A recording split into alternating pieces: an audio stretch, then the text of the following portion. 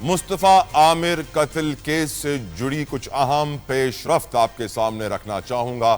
کچھ ایکسکلوسیو خبریں آپ کے لیے لے کر آئے ہیں, شواہد لے کر آئے ہیں اور آپ کے پاس آپ سامنے ڈیٹیلز رکھیں گے.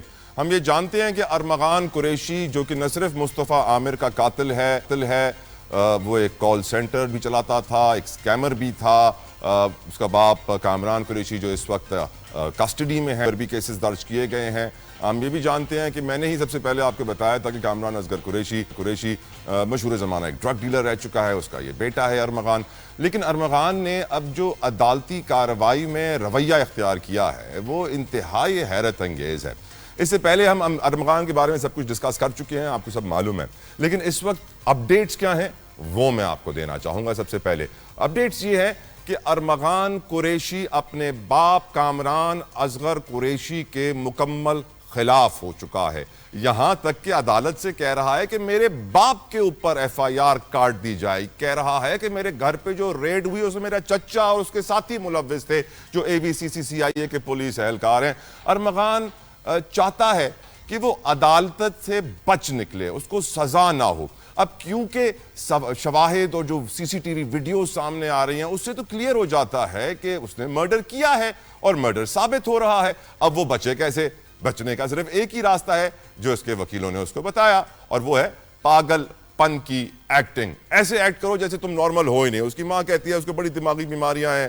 آج جو میرے پاس ایکسکلوسیو درخواست ہے جو میں چاہوں گا کہ پروڈیوسر صاحب آپ کو دکھائیں اس وقت اسکرین کے اوپر, جو ارمغان نے عدالت کو لکھی ہے اور جس کے اندر وہ یہ کہہ رہا ہے کہ یہ سب کچھ جو میرے خلاف ہو رہا ہے یہ موساد اور CIA نے کیا ہے, زائنسٹ لابی نے کیا ہے, جوش لابی نے کیا ہے. یہ میرے نانا کے دشمن رہے ہیں. میرے ماموں کو انہوں نے پہلے ٹارچر کیا تھا. ماموں کی سٹوری بتا رہے ہیں کہ ماموں کا نام بھی ارمغان تھا اور ماموں کو پہلے انہوں نے ٹارگٹ کیا چھوٹی عمر میں. اور ٹارگٹ کیسے نہیں کیا کہ گولی مار دی یا کو کڈنیپ کروا لیا یا کو اٹھوا کے ٹارچر کیا. نہیں, ٹارگٹ کیسے کیا؟ کالے جادو سے. ایول سورسری کا ورڈ یوز کر رہے ہیں. وہ کہہ رہے ہیں کہ میجک کیا گیا, ایول سکیمز کی گئی ہیں اور پھر اس کو اپائج کر دیا, پیرالائز کر دیا. اور پھر میرے نانا نے ان کا نام ارمغان سے کامران رکھ دیا. پھر وہ اسی خط کے اندر یہ بھی لکھتے ہیں کہ کامران اصغر قریشی نے ان کی ماں کو کڈنیپ کر کے شادی کی سارا خان سے, اور پھر 2 سال یہ شادی چلی جس میں خوب ٹارچر کیا اس کی ماں کو اور پھر طلاق دے دی. اس خط کے اندر وہ یہ بھی لکھتے ہیں کہ ان کے گھر کے اوپر جو ریڈ ہوئی ہے وہ ان کے فیملی والوں نے کروائی ہے ان کے پیسے کی خاطر. اس خط کے اندر وہ یہ بھی لکھتے ہیں کہ جو جیل کے اندر ان کی برابر والی کولی 7B ہے, 7B, اس کے اندر بھی ایک موساد کا ایجنٹ بیٹھا ہوا ہے جو اس کے اوپر جادو کر رہا ہے. خیر یہ بہت ساری باتیں ہیں, ان کو سمجھنے کے لیے ہمیں کوئی لیگل ایکسپرٹ چاہیے. میں بڑا شکر گزار ہوں, میرے ساتھ اس وقت مصطفیٰ عامر کے جو کارکن ہیں دونوں, بیرسٹر افتخار احمد شاہ صاحب, بہت بہت شکریہ آپ کا شاہ صاحب, اور بیرسٹر عمیر عثمان صاحب. دونوں مہمان میرے ساتھ اس وقت کراچی میں موجود ہیں. بہت مشکور ہوں آپ کے وقت کے لیے. افتخار شاہ صاحب, پہلے آپ سے سوال پوچھنا چاہوں گا میں, کیا پاگل پن کی ایکٹنگ اور یہ جھوٹا موساد CIA جوش لابی زائنسٹ کا بیانیہ بنا کے کوئی قاتل قانون سے بچ سکتا ہے؟ کیا آپ کو لگتا ہے کہ ارمغان کے جو وکلا ہیں, خاص طور پہ جو اس کی ماں کے وکیل ہیں, کیونکہ پہلے تو وکیل بھی آپس میں لڑ رہے تھے, تو اس کی جو ماں کے وکیل ہیں وہ کامیاب ہو گئے ہیں اس بات کے اوپر کہ ہمیں ارمغان کو کامران قریشی سے الگ کرنا ہے اور پاگل دکھانا ہے تاکہ وہ سزا سے بچ نکلے؟ از اٹ پاسبل افتخار شاہ صاحب؟ Absolutely not. بالکل بھی ممکن نہیں ہے کہ درخواستوں کی بنیاد پہ یہ ثابت ہو سکے کہ میں پاگل ہوں. جو پاگل پن کی ڈیکلیریشن ہوتی ہے وہ سب سے پہلے میڈیکل بورڈ دیتا ہے.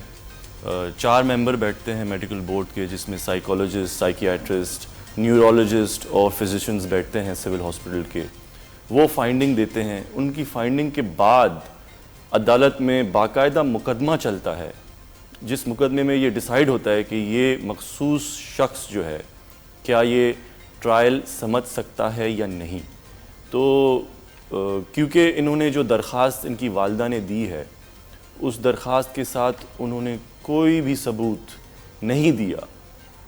اس درخواست میں کتنی بیماریاں ہیں شاہ صاحب؟ سر اس درخواست کے اندر اس کی والدہ نے یہ لکھا ہے کہ بچپن سے سنس چائلڈہڈ 3 بیماریاں ہیں: schizophrenia, bipolar disorder اور پرسنالٹی ڈس آرڈر.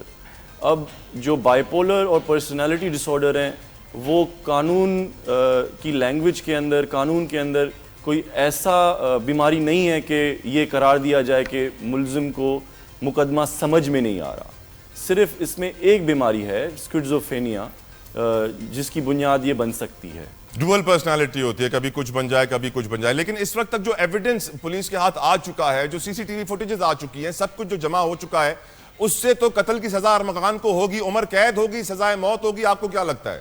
سر میرے پرسنل اوپینین میں جس طرح سے شواہد پیش کیے گئے ہیں اور جس طرح سے پری پلانڈ مرڈر تھا اور تین گھنٹے ڈرائیو کر کے لے کے جاتے دوسرے صوبے میں جا کے جلایا گیا, تو اس کی جو سزا ہوگی ڈیتھ پینلٹی ہی ہوگی. ڈیتھ پینلٹی, عمر قید نہیں ہوگی, سزائے موت ہی ہوگی. اب میں عمیر صاحب آپ سے پوچھنا چاہوں گا کہ نور مقدم کے کیس کو مد نظر رکھتے ہوئے اب ہم یہ کانفیڈنس کے ساتھ کہہ سکتے ہیں نا کہ سزا تو لازمی ہوگی. تھوڑی روشنی ڈالیے. Thank you so much for the opportunity. بالکل آپ صحیح فرما رہے ہیں. دیکھیں جو قانون ہوتا ہے نا, قانون ہمیشہ اپنا راستہ اختیار کرتا ہے, اور ہم نے عموماً دیکھا کہ پاکستان میں لوگ اس چیز سے کمپلین کرتے ہیں کہ ٹرائل کا پروسیس سلو ہے, انیفیشینٹ ہے.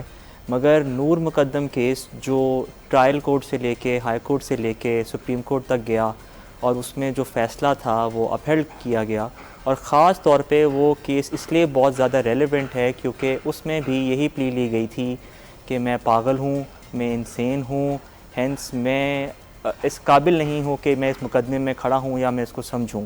اور وہ پلی آپ کے پاس سپریم کورٹ تک رد ہوئی ہے, ابھی اس کی کارروائی آگے چل رہی ہے, اور اس میں بھی یہی دیکھا جا رہا ہے کہ سزائے موت آن دا کارڈز ہے, اور بالکل it is on track to going in that direction. تو یہ دیکھتے ہوئے یہ بالکل کہا جا سکتا ہے کہ جب ارمغان نے اس کیس کی ہسٹری دیکھی یا اس کیس کی پروسیڈنگز دیکھی تو اس کو بالکل گھبراہٹ ہوئی کہ اگر یہ مقدمہ کورٹ میں چلا گیا, خاص طور پہ جب چلان جمع ہوا جو ایک پبلک ڈاکیومنٹ ہے, اس کے مد نظر رکھتے ہوئے تو اس نے فیصلہ کیا یہ بالکل عین ممکن ہے, اور اس کے جو طریقے ہیں جس کے مطابق وہ کورٹ میں اپنے آپ کو پیش کر رہا ہے کہ میں کوئی ایسی چیز کروں کہ مجھے مقدمے میں کھڑا ہی نہ کیا جائے, اس وجہ سے اس نے یہ چیز شروع کی. ایک سوال جو بہت پوچھا جا رہا ہے وہ لوگوں کی طرف سے, وہ یہ ہے کہ کیا وجیہ عامر صاحبہ جو مصطفیٰ عامر کی والدہ ہیں وہ پریشر برداشت کر لیں گی, یا پھر وہ دیت کی طرف بڑھیں گی, بلڈ منی کی طرف بڑھیں گی؟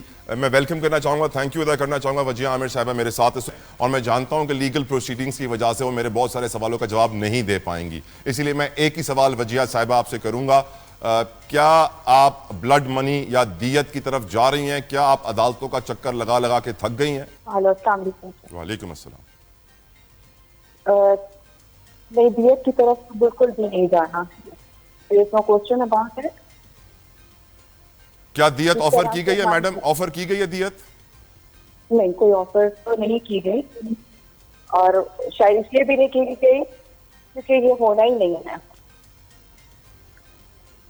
بالکل ٹھیک.